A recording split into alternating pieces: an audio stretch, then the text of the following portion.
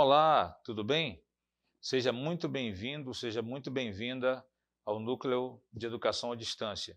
Eu sou o professor Raimundo Nonato de França Fonseca e estarei trabalhando com você a disciplina de Comunicação e Linguagem Científica. Esta disciplina é super importante. Por quê? Porque ela vai dar subsídios para que você desenvolva suas atividades em todas as outras disciplinas. Nós teremos um estudo aprofundado a respeito da comunicação e das diferenças que há entre linguagem e língua e linguagem. Veremos também a respeito dos tipos de textos que são utilizados na universidade e, de uma maneira mais aprofundada, trabalharemos a produção de resenha e resumo. A minha formação é na área de letras, na área de artes visuais também, na graduação.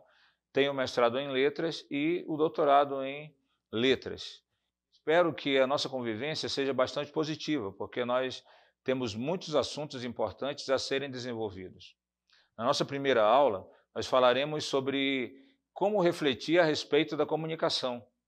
E aqui eu aproveito para utilizar um bordão que era do Abelardo Barbosa, conhecido como Chacrinha, que é o seguinte: quem não se comunica, se estrumbica. O que isso quer dizer? Que se você não utilizar corretamente as ferramentas da comunicação, você poderá não ser bem compreendido e, consequentemente, não alcançará os objetivos que você pretende alcançar. Então, comunicar-se de maneira efetiva e eficaz é essencial. A nossa segunda aula abordará a denominação, ou seja, a definição do que é linguagem. Será que linguagem é algo banal, que deveria ser colocado em segundo, terceiro, último plano? Ou a linguagem é o principal característico nosso como seres humanos? Linguagem, o que é isso? Na terceira aula abordaremos a questão da língua, a língua como idioma, a língua como uma estrutura física utilizada por nós de maneira técnica. Mesmo que não sejamos autoridades na gramática, temos o dever de dominar a língua oficial da pátria em que nascemos, no nosso caso a língua portuguesa. E a língua tem o seu lado social, do ponto de vista da oralidade e da escrita. Vamos também trabalhar na aula 3 os níveis de linguagem e de língua, nível culto e nível vulgar. Em que momento devemos utilizá-los? Quais são os seus valores? Será que um é mais importante que o outro? Descobriremos isso. Na quarta aula, trabalharemos sobre a fala humana, aspectos que são também do ponto de vista fisiológico e do ponto de vista abstrato, ou seja, aquilo que é da estrutura da fonação, do nosso aparelho fonador, ou seja, da nossa fala, e aquilo que é no sentido de significação, da semântica. Ou seja, de que maneira eu devo atribuir sentidos a uma palavra em determinado momento em um outro sentido. Isso é essencial para que nós tenhamos êxito na nossa profissão. Na quinta aula, trabalharemos sobre texto, na prática e em teoria, na teoria e na prática, verificando as ocorrências comunicativas, de que maneira os textos são necessários para que nós consigamos nos comunicar. E na nossa sexta aula, trabalharemos a respeito de textos acadêmicos. Quais são eles?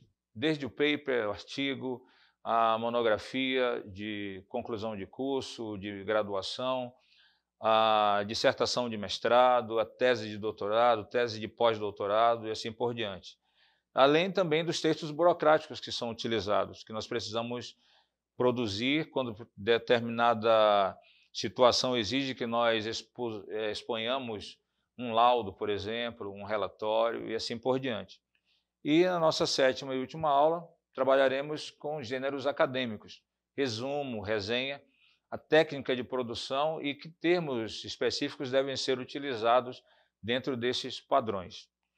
Com relação às avaliações, nós teremos o seguinte procedimento: teremos uma avaliação em forma de fórum, que nós interagiremos, vocês fazendo perguntas, eu respondendo, eu fazendo perguntas e você respondendo, atribuição de uma nota parcial.